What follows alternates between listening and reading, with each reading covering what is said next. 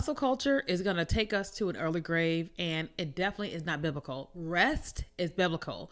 And one of the things that I'm learning about rest is that, like, if I do not have or keep the Sabbath day holy or have a day, then guess what? Not only am I not in the will of God, but I'm going to lead to burnout. And that's happened so many times. And so in today's episode of the You, Me, and Jesus podcast, we're going to talk about why we should be resting, and it's in the Bible. So welcome back to another episode of the You, Me, and Jesus podcast, where we talk about all things as it pertains to you and me and Jesus and living this life. And obviously having a conversation around burnout and rest is something that I think the whole world needs to hear, okay?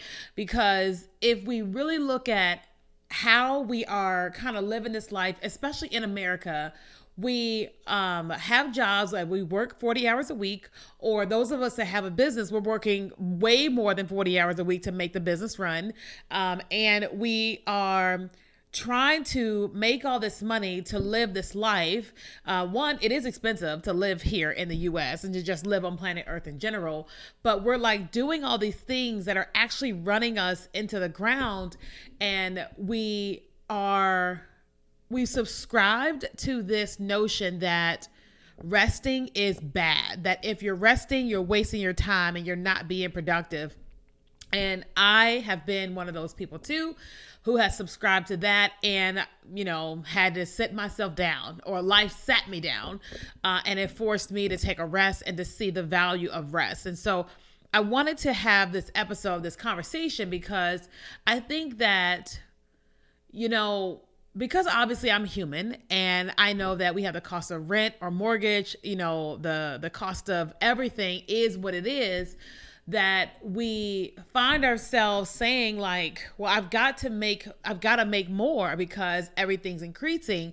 And then as you age, you're like, I got to make more because I have to be able to take care of myself. Rightfully so. You know what I mean? Like, I'm not married. I don't have kids. There isn't someone that's going to come along and take care of me. And now God is here, but you know what I'm saying, right? And so I understand the thought process that we all have when it comes to work and the need to work and all that type of stuff. I totally get it. And I found myself, especially after I went through my divorce, I felt like, well, first I had to get a better job because I needed to take care of myself. That was a given. But then once I was stable, I found myself being like, I'm going to prove to him and to the rest of the world that I'm okay, that I'm doing well. Right. And I was doing that. And it helped for a season. Don't get me wrong. It helped for a season. But what started to happen was I found myself feeling like I was good when I was being productive. I was awesome when I was being productive. And I found myself working all day, every day. I wake up in the morning, check my phone, I would work, get dressed for the day, and I would work. When I finished working at my whatever specific time, I would have my laptop in front of the TV and I would work and work and work and work. And it wasn't until somebody actually called me out that I couldn't really see it. And then it wasn't until I saw myself where I had no friends, I had no hobbies, where when people wanted to talk to me about things, all I could talk about was work. I had nothing else that I could talk to them about. And I started to realize, okay, like I have a problem, and I've got to figure this out. And it's not like God told me it or anything. Now, I know it's biblical. I know that, God wants you to keep the Sabbath day holy. I know that, right? So it's kind of like, it's not like I didn't know. It was just like, I was like, all right, God, your thoughts back here. My need to make money, is up here. And I just found myself just getting tired and tired and tired. And I don't think that it really hit me until when my grandma passed away. And I had, God had told me to go and see her, spend time with her. And there's a whole story for another day. And shortly after I got back home, she passed away. And when I went to go to the funeral, all the different chaos as it pertains to my family was underway. And that was the time I realized I had to rest, because what started to happen was my fingers were tingling, my toes were tingling, my face, everything started to twitch, right? And I know those are signs of like stress, Bell's palsy, and all that type of stuff. And I was like, shutting it down because I was like, I can see it. I can feel the stress. Gotta go. It's gotta go. Goodbye. Right. And that was a time where I was just like, okay, I am doing too much. I've got to give myself a rest. Okay. And I was able to stop working so much. I gave myself rest to grieve. I gave myself rest to just process all the things that had happened with my family. And I was just trying to come down from stuff. Then I got back into counseling. I got into trauma counseling and then talk therapy. And I was just watching myself like go through this process of like things that I wasn't dealing with, things that I wasn't healing, that I didn't even know I was dealing with, and just allowing myself to kind of go through this process. To then today I'm in Houston and I'm finding myself going, okay, I see the moments, I see the times when I need to work. You know, when you run a business, you got to work, right? But I also go, nope, what's happening tonight? What's happening Thursday night? I'm going to sign up to go to this event that has nothing to do with work. And I'm going to get out the house and I'm going to go out of the house and I'm going to go have fun. Right. And I find myself doing that over and over and over again. Right. Like today, I needed to get some work done 100%, but I had to dry my hair. So I said, okay, I'm going to sit under the dry for a couple hours. While I'm sitting there, I'm going to get a whole lot of work done. Then I'm going to get dressed and I'm going to go out and I'm going to connect with people. Right? Connected with people, got my nails done, went to Costco, all that. And then I said, okay, now I can go just do a couple things for work right now. Tomorrow, I'm going to go to church, right? And then I'll get some work done. But next week, I'm going to go to this fun thing and this fun thing and all these different fun things that have nothing to do with work, right? But my normal self would have just sat down and just kept working, right? Because I'm valuing not doing that so much. And I think that, one of the things that I know about God is that God doesn't want us working like that, because he knows one of the reasons we're working like that is because we don't trust him. Because we don't trust that he can provide for us, that he can do all the things that we need. Even in a rising economy, we don't trust that he can increase us without us increasing our workload, right? Don't get me wrong. Sometimes God will say, hey, you've got to do something a little a bit extra for a time. And then it's like right now, he told me and my assistant that we had to hurry up and get some things done. And so our whole company is scrambling to get these things done. And we're all just scrambling and we're working a lot, right? To get these certain things done. But he's like, I'm about to do something. And when I do it, because of the hard work you're doing is going to take you to this. So we're just like, okay, we're scrambling to get those things done, but they still are off when they're off. I'm still taking time to do what I'm doing and to have a good time and all those different things, right? Like all last week, I was at a conference, hanging out. I wasn't on my phone doing all this stuff. I checked it in the morning email and I checked it in the evening. That was it, right? And I think that it's because we don't trust him. And he wants to bring us to a place where we acknowledge the fact that we don't trust him to provide for us, that we acknowledge the fact that we feel like we have to work, and that we need him to intervene, that we need him to show up and be our provider, period. Right? My thing is always, God, I'm doing what I need to be doing, but I feel like I'm working a whole lot and I need you to come in and I need you to be my provider. I need you to be my dad. I need you to be my provider, God, because I feel like I've got to do such and such because I'm not seeing you. I remember saying those words to him and then watching him provide. I was like blown away, and I think that he is inviting us to go on a journey of being like, hey, God, I don't trust you. I don't know what's going on. You're not talking to me. Can you please provide for me? Can you please give me a raise? Can you please, do for me those miracles financially that you do for other people? Do it for me. You did it for them. Do it for me.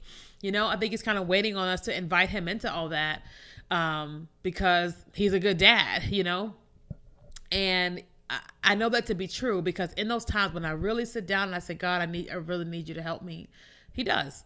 And I think that he's always there and always willing, but a lot of times I'm so busy doing what I'm doing that I'm not actually giving him opportunity to do that for me.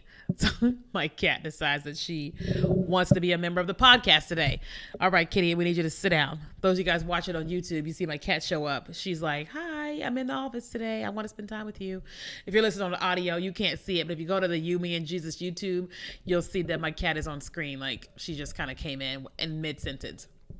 But anyway, I feel like God is like, I want to be that provider for you, but you have to give me permission to be that. That's kind of like with me and my cat here, obviously, but I love my cat. And, for the longest time, she wasn't as attentive or whatever. And I wanted to give her all the love and all the attention that I give her right now. But she had to trust and believe that I loved her and that I, want the best for her and was going to take care of her. She didn't have any reason to be afraid to come and do and be all this different stuff in my life or whatever in the house.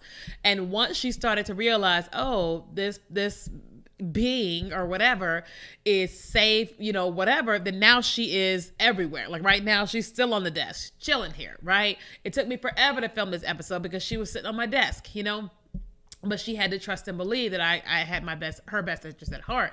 And so we got the same thing with God. We have to trust that he wants to be our provider. So we have to ask him for wisdom and guidance and increase and favor and open doors, so that whatever it is that he wants to do, that you're inviting him to do it. You know what I mean? Because sometimes if we're constantly doing a thing and he's trying to do a new thing, we can't really see the new thing. And it's like, I know that to be true myself, is that if God is trying to do something new, I get an opportunity to say, God, what are you doing right now? How can I partner with what you're doing? Does that require me to do something different, or does that require me to do the same thing, do more? Help me understand what that is. And in those times when I remember to ask him, I'm always amazed by what he has to say. Always amazed at the plans, and always amazed at what I could do or not do, or how I could just rest in knowing that like he's got something and I get to be a part of it, And so for this episode, we have our what would Jesus do segment. I want to share what I think. What would Jesus do if he encountered a person who was burnt out, a person who hadn't rested in a very, very long time? What would Jesus do?